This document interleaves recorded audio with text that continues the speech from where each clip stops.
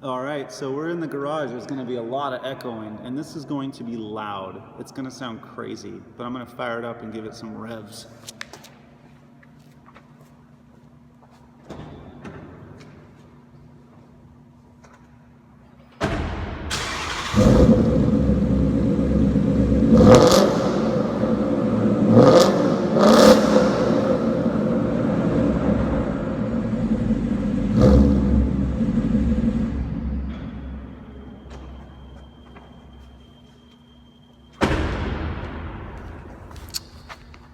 Yeah, it makes some noise. Hey guys, so I wanted to do a little review on the 2016 Mustang GT.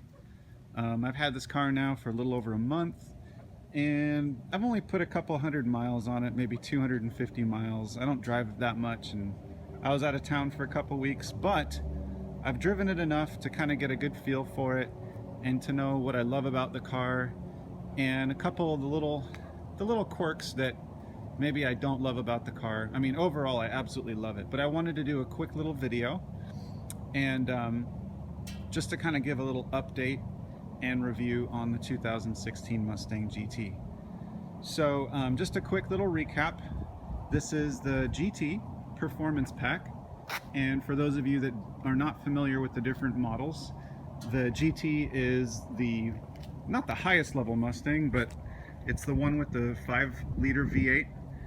And the Performance Pack is a trim package that comes with upgraded wheels. You can see these are the 19-inch sort of racing wheels. They normally come in black. I had to special order them in silver. I don't personally like black wheels. It's got the big Brembo brakes, and I'm gonna put the camera in the car and we're gonna go for a drive in a minute so you can actually hear it and we can talk as I'm driving. The Brembo brakes are awesome, by the way. That was worth the upgrade already, just even if that's all the Performance Pack came with. Those brakes are amazing. They stop on a dime. The Performance Pack also comes with a strut tower brace under the hood, which I'm not going to open the hood really right now and show it to you, but it just stiffens the front suspension a bit. The Performance Pack also comes with a thick or bigger anti-sway bar, which goes across the rear suspension that stiffens up the rear a bit. The Performance Pack comes with a 373 rear gears, so that's the final drive gear ratio on the axle. And that gives it a, I guess you could say, lower gearing, so it revs a little faster, and that also helps with acceleration. So for anyone that wants to go fast, the Performance Pack is the trim level you want. Couple of the downsides: if you don't like these wheels, Ford makes it very difficult to swap out wheels. So I don't particularly, I mean, these wheels are okay, they're fine.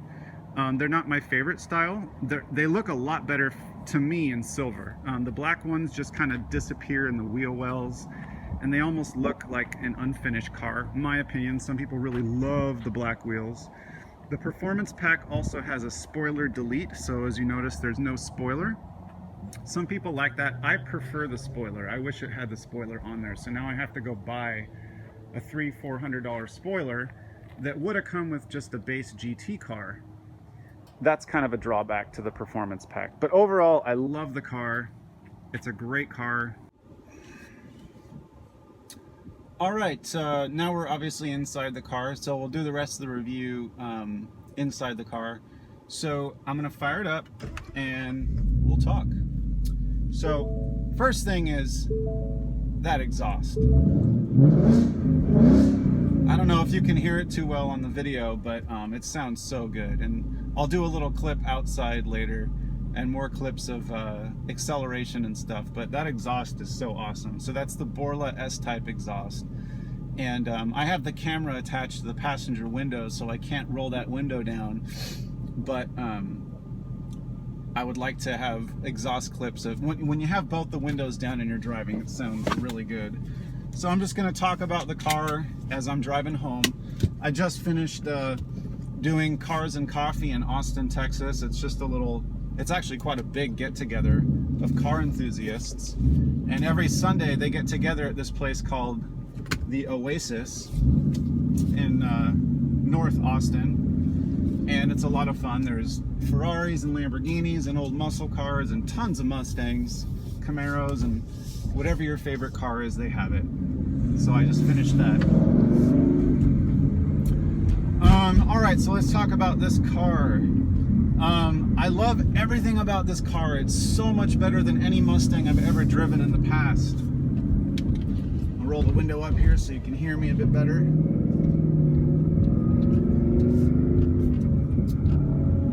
All right.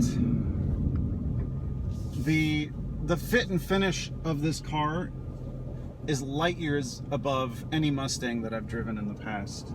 It doesn't even feel like a Mustang, really. It feels more like on the level of like a BMW or something. And I don't drive a lot of fancy cars, so I'm sure BMW guys will hate me saying that.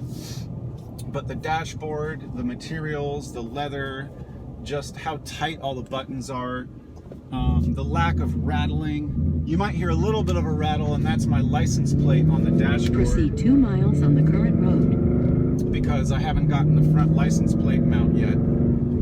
I'm getting what's called a stow and go, which basically bolts to the bottom side of the muffler and then allows you to take off your license plate at car shows, so you don't have to drill holes in your bumper cover. So that's been ordered and it's in the mail. But overall, I love the car. Like I said, the fit and finish is great. The 6-speed gearbox, it shifts really smooth. The clutch is light and easy to drive in normal traffic. The shifter is really smooth and not too notchy like the old 5.0s that I used to drive. The old T5 transmission from the 80s, and I think all the way through the 90s really, was it was very notchy, and you could easily miss shift, especially from like second gear to third gear shifts. People would grind gears a lot and break transmissions even. So this new transmission is just super smooth. The seats are really, really supportive, and they really wrap around your body. They have a lot of bolstering on the sides here. The quality of the leather seems better than it used to. It's still not on par with, like, you know, European cars or anything, but it smells good, it feels good. I personally love the color of this guard brown interior, the two-tone. It looks beautiful. Let's see, the GT Performance Pack, as we were talking about on the outside walk around, comes with a couple extra features, and I'll have to do some close-ups later, but like one of them is it's got a couple extra gauges here on the dashboard. Normally these would be air vents, but it's got an oil pressure gauge and a vacuum gauge, which, I mean, really are kind of silly. I'm not going to use them at all, but they look cool. They just add to the look of the car. So yeah, overall this car drives amazing. It's got a lot of power. Probably not as much torque on the low end as I had originally hoped for. I mean, it's got a lot of power, and I don't really drive it too fast, you know, around the city. But like, if you want to go fast, you got to really push the gas pedal down. Keep left onto but it really goes fast when you want to. 2222 east. Well, let's make sure I don't miss my exit here. So, a couple of quirks about the car that I'm not crazy about are... Proceed 4 miles on the current road. Oh, hold on a second. I accidentally got in the wrong lane. So, the clutch pedal, although it feels really good, the space on the left side of the clutch pedal, the clutch, you know, it has the pedal and then the post coming down the pedal, and that post kind of makes this cockeyed from left to right little notch. And cool, there's a guy up there in a Pontiac G8 or something doing a big old fishtail. Uh-oh, and I bet he's gonna get caught by the cops. Anyway, there's a lot of hot rods around here because we just left that coffee and cars, or cars and coffee, whatever it's called. Anyway, that clutch pedal, when I'm shifting, take your foot off the clutch pedal and put it on the dead pedal. It's very common and easy for my foot to get kind of caught on that post. It takes a little bit of getting used to. It also depends on the shoes I'm wearing. I notice, like, if I'm wearing my running shoes, they have big, you know, rubber bolsters on them, and they're fat, they're wide shoes. But the shoes I'm wearing now are more like, Chuck Taylor type shoes, and they're thin, and I don't have a problem. But it's still, if you're not careful, it does take some getting used to that clutch pedal. So that's one of the quirks I'm not crazy about on this car. Visibility is pretty good. These mirrors have these blind spot portions of the mirror, so it's really easy to make lane changes and see what's behind you. The rear visibility is actually pretty good considering the shape of the car. Just as a little side note, when you look in your side mirrors, you get to see the rear haunches. They really kind of stick out, and they remind me of like an old Ferrari or something. It's really cool. But back to any quirks about the car. I'm actually trying to think of them. I know that clutch pedal was like my biggest one that I don't like. Is there anything else? I think that's pretty much it. I mean, some of the stuff on the interior, like there's a little sunglass holder down here on the left next to the steering wheel, and it's not the highest quality. Like sometimes you gotta give it a couple pushes before it locks shut, and that could just be this particular car. I don't really use it, so it's not a problem. It stays shut. It doesn't pop open by itself or anything. I'm just having fun in the twisties right now. This car handles really well. The new Mustangs, I don't know about the 2010 through 14s, but the 15 and 16 models, they have all kinds of interactive, driving dynamics that you can change. Not all kinds, but a few. There's a button down here on the dash, at the bottom of the dash, that you can change the steering feel from, like light city driving to sporty driving, which the steering gets a little stiffer and you feel more of the road feel. And then there's a third option called track, which I haven't really used, but I imagine that's like full on, you feel every little bump in the steering wheel, and it's pretty much like no power steering. I imagine. I haven't tested it really. Speaking of track, there's also 3 settings for the suspension and the traction control. I think it's called Touring, Sport, and Track. And if you put it on track mode, it basically takes all the traction control and all the electronic nannies off. And it's really easy to spin the tires, by the way, even with brand new tires. I mentioned that it doesn't feel like it has a ton of torque at the bottom end, but it'll still spin those tires pretty easy, especially in the rain. We had a lot of rain in Austin this last weekend, and even with traction control on, I had to be very careful pulling out of driveways and stuff, because you give it a little bit of gas and the back end just gets all squirrely. But that's a Mustang. That's part of the fun of owning a Mustang. Big V8 up front, manual transmission, rear wheel drive in the rain. It's kind of, that's part of owning a rear drive muscle car, is you like to have that kind of on the edge excitement factor. Let's see, is there anything else? The buttons and gauges on this car are pretty easy to use, definitely better than the older Mustangs. The touchscreen on the Sync 3, by the way, this is the newer version of Sync, and it's Microsoft based is what I heard. The touchscreen is a lot easier to use. It's the interactive features on the touchscreen are very, very easy to get used to.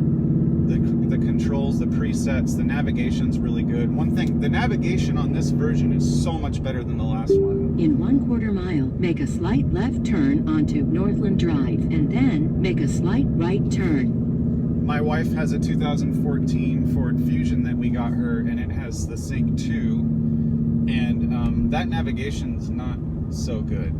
I'm not impressed with it. This one, in 2/10 of a mile, make a slight right turn onto Texas 1 Loop S. Make sure I'm headed in the right direction here. This camera's kind of covering my blind spot, but so yeah, the Sync 3 navigation is awesome. It has a search feature, and you can type in a point of interest or an address, and you can misspell it. It's more like searching turn right onto the exit. It's more like searching on a smartphone than on a navigation system. So it'll actually find what you're looking for, instead of it just being like, On Sync 2, if you misspell a street name, it won't find it, or sometimes it'll send you off in some random direction. In 1/2 mile, turn right onto the next exit and then turn left. So, yeah, the touchscreen, all that stuff is good. It does have, I'm not a big fan of like on climate control systems where you have to push a button to turn the fan up or down. But this one has that. So, that's kind of weird. It's not weird, it's just I would prefer a little dial to just turn up, but I mean I'm really nitpicking here. In That's like all 2/10 of a modern mile, cars. keep left onto 45th Street and then turn left. Well, I guess that's pretty much about it. I mean, I could talk about this car all day. I feel like there was something else that was kind of quirky. Here, I'm going to turn off the Turn left. Please say a command. cancel route. Are you sure you want to cancel your route? Yes. Canceling route. I know where I'm going now, so I don't need the navigation, so I just turn it off. It's kind of annoying when you don't need it. Anyway, so I think I've pretty much covered everything. I could go on and on about this car, and I want to do like a more thorough review after I've owned it for a while, but those are kind of the main points. It drives really nice. It's got tons of power. It's a lot of fun to drive, and that noise is just so good. I could listen to that all day long. Alright guys, thanks for watching my update. We'll have more videos later. I'll do more spirited driving when I'm not quite in town, or maybe on a track somewhere where it's legal. See you later.